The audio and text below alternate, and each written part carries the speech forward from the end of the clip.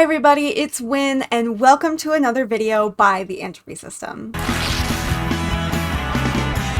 In recent years, people with various mental health diagnoses have been talking more and more about their specific, unique life experiences. Content creators have popped up all over to share stories about their life living with DID, schizophrenia, autism, ADHD, and more. This has been a blessing to many as it has given them a way to understand symptoms that they are experiencing when professional mental health care is something that's out of reach. However, when using lay terms to express your day-to-day experiences with a specific disorder, there can be a lot of overlap from one disorder to another in how we try to describe these things. Thanks to our growing online community, knowledge about DID grows by the day. However, it is not the only disorder that has symptoms such as identity confusion, intense internal conflict, feeling out of control of your own actions, or even having an inner world. In my video today, I'm going to talk about some less discussed disorders that can have some confusing overlap with how most people describe their experiences with DID. Borderline personality disorder. Borderline personality disorder is characterized as having an unstable sense of self,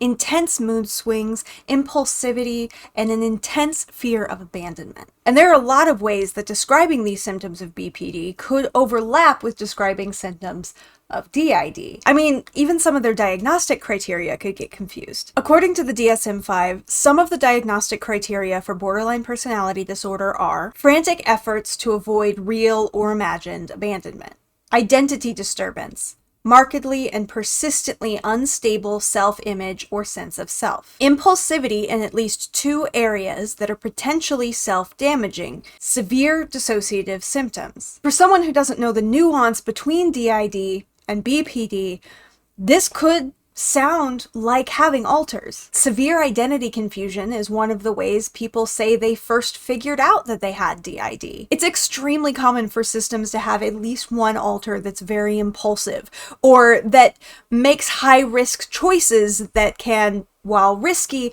reestablish a sense of control over their situation for systems in traumatic or stressful situations. The severe dissociative symptoms overlap that's just an overlap. That's just the same for both disorders. And a frantic fear of abandonment and need for attachment to other people, a lot of DID littles have this kind of attach or die mentality. That's part of what they hold as a child part. Disclaimer that, of course, not all child alters specifically carry this type of emotion, and not all systems are going to have that impulsive alter type. But both situations are common enough that they are talked about quite a bit in online DID spaces. Borderline even has a symptom called splitting, just like DID has a symptom called splitting, although when you get down to what it actually means for each disorder, they're very different things. Splitting for borderline personality disorder is more of an ideological splitting of things into one of two camps, good or evil, always or never, complete truth or complete lie. It's a time when a person is unable to view things outside of those extreme polar opposites. With DID, splitting is a splitting of consciousness. It is a creation of a new alter or identity state. Same words, two completely different experiences. It also may be difficult for people with borderline personality disorder to self-diagnose because according to clevelandclinic.com, people with BPD rarely have the awareness of their extreme mood swings as things that are a pattern or that are out of the norm. When they do seek help, it's often due to conditions such as anxiety or depression as a result of the problems created by their personality disorder, such as divorce or lost relationships, not the disorder itself. I don't want to stick to that as like gospel, like people with BPD definitely can't know they have it, because that was also a misconception for DID for a very long time. It's true that DID hides from itself, and a lot of systems need professional guidance in order to help them realize that they have this disorder. But it is not a hard and fast rule that people cannot realize that they have DID on their own. It's just a trend that people in the mental health field have seen. But if it is difficult for one to be self-aware of their own borderline, that can lead to them not suspecting that they have it, and perhaps seeing someone describing a different disorder and ascribing that to themselves instead. Bipolar disorder. Bipolar disorder, like borderline, is characterized by extreme mood swings. However, according to clevelandclinic.org, in BPD, mood and behavior change rapidly in response to significant stress, especially when interacting with other people. Whereas in bipolar disorder, moods are more sustained and less reactive. People with bipolar disorder also have significant changes in energy and activity, unlike those with BPD. People with bipolar disorder experience periods of extremes, periods of mania and periods of depression. When in a manic episode, a person changes drastically. Their goals, energy levels, social habits, even their views of themselves and the world as a whole can change. When coming out of a manic episode, people with bipolar can sometimes describe a sense of shame or embarrassment at the way they behaved during the episode. Sometimes they even have little to no memory at all of what occurred. On the surface, without understanding the nuanced difference, this could sound like a person with DID describing being embarrassed or confused by the behavior another alter did, or the amnesia barriers that go up between two alters, making it hard or impossible to know what this other, perhaps higher energy alter did while they were out front. One big difference between a manic episode and a higher energy alter taking over in DID is that manic episodes have to last at least a week or longer. Even the milder version of mania, hypomania, still needs to last for a couple days. A DID switch doesn't have any time limit ascribed to it. Now, switches can happen that last days, months, even years in some situations, but for the most part, at least in our personal experience and what we understand from talking with other DID systems, is that an alter switching out who is not the host usually lasts for a couple hours, down to even minutes at a time. For us, a switch of any kind to an alter that's not a host doesn't last longer than a day. Also, switches are not exclusively associated with changes in energy level. Whereas mania and depression are extremes, changes between alters can be extremely subtle, almost completely unnoticeable by people who don't know the system very well. Autistic masking. So I'm not going to deep dive into what autism is because there is a lot of information on autism out there, but I do want to talk about one specific part of living with autism, which is masking. The National Autistic Society describes masking as a strategy used by some autistic people, consciously or unconsciously, to appear non-autistic. Masking can include forcing facial features or eye contact, suppressing physical movement such as stimming, or reacting to sensory sensitivity, meticulously planning in advance what you want to say to somebody, or asking more questions than you feel comfortable asking to make sure you seem normal. And this is just to name a few. People with autism feel the need to mask because sometimes conscious, sometimes unconscious, neurotypical people show bias against autistic people, even if they don't know they're neurodivergent. Just clocking that an autistic person is off or different or weird can lead to a neurotypical person bullying or harassing, discriminating, or even worse. For some autistic people, having experienced this over and over again,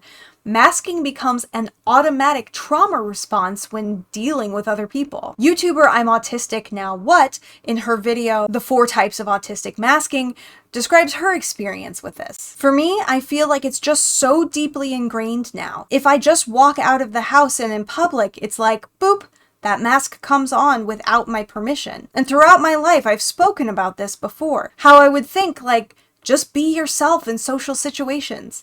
I'd really beat myself up. This type of automatic, almost out of control masking could be confused with the way a person talks about how they feel like they are out of control of their behavior when another alter takes the front in social situations. The unofficially dubbed social protector is a very common alter archetype, someone who is triggered out specifically to handle social situations, to be the person who makes eye contact, who laughs, who asks questions. And while the origins of these behaviors in DID and autism may sprout from very similar soil, they are two very different experiences. Maladaptive daydreaming. Maladaptive daydreaming is exactly what it sounds like. A mental health condition where a person daydreams so much and so intensely it interferes with their daily life. And while this condition isn't an official diagnosis in the DSM-5, it is widely recognized in psychological communities as a unique experience and condition. According to Healthline, there are even experts who are currently fighting for it to be its own unique diagnosis. When a person has maladaptive daydreaming, the daydreams can be compulsive, which means the person has no control over whether or not they start daydreaming. And the daydreams are often extremely vivid, with full stories and settings and characters. This experience can sound extremely similar to a person with DID describing their own extremely vivid inner world. Not all DID systems have an inner world, but for those who don't know, an inner world is basically a souped up visualization exercise. It's a place where all or most alters in the system can visualize themselves living and interacting with one another. It can be a house with many rooms, it can be an island or a forest. In our case, it's an apartment complex in the middle of downtown, not Gotham. The inner world can be something that the system has to focus on specifically to see, but in our case, our subconscious just kind of keeps it going with the help of a couple alters who are inside helpers almost exclusively. And so for the rest of us, we just kind of close our eyes and drift back to this little dreamlike place. We can also talk to each other in the inner world. We facilitate meetings in our meeting room to make sure we're all on the same page, that we're getting our needs met, that we are able to work as a team on whatever big project is coming up for us. A person with maladaptive daydreaming, whose mind continuously pulls them back to the same setting with the same characters, and these characters seem to have a life of their own, it makes sense that someone hearing about a DID inner world would think that maybe that's what's happening to them. Universal inner conflict. One very common way that people describe realizing that they have DID is an extremely high level of internal conflict. One minute they love a specific food, the next minute they hate it. One minute they feel very close to a specific human being, the next minute they're repulsed by them. Beliefs, relationships, desires all get tugged this way and that as different alters front or influence the host. But the important thing to remember is that everybody has internal conflicts. Some people have a lot of it, especially in teen and young adult years. While it can feel like these conflicting parts of yourselves are completely different people, having a high level of internal conflict, even a really high level, doesn't necessarily indicate DID. Disagreeing with yourself doesn't always mean there's an alter. Medical healthcare in America is expensive, and even if you can afford it, finding a good provider who can help you understand these confusing symptoms that you're experiencing can be a challenge in and of itself. For some, self-diagnosis is the closest accessible option. Being self-diagnosed with a disorder does not in any way delegitimize your experience. But that being said, if you don't know all the possibilities of what could be affecting you, putting the wrong label on yourself is an extremely easy thing to do. That's why it's important to continue to seek professional help and resources, even as you have to learn on your own to cope with your symptoms day to day. At the end of the day, it's important to stay open-minded and curious. Lean on resources that are factual and made by professionals. Content made by people discussing their experiences is great, but it's not foolproof. Even diagnosed people can still spread misunderstandings and misinformation. And that includes me. I'm not a mental health professional.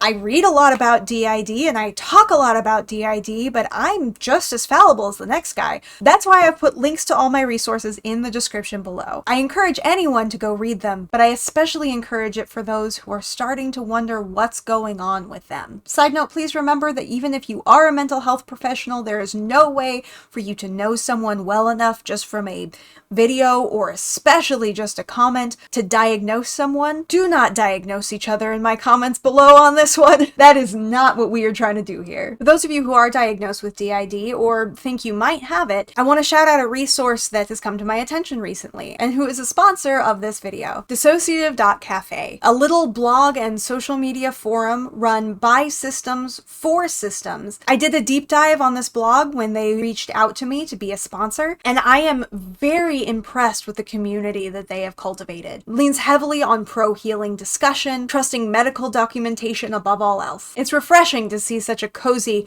grounded community, and I'm excited to have them as a sponsor. I also want to give a big thank you to all of our patrons. You guys help make videos like this a reality, and an extra big thank you to Electric Circus, Sarah G, Sarah Beers, and Will Mitchell.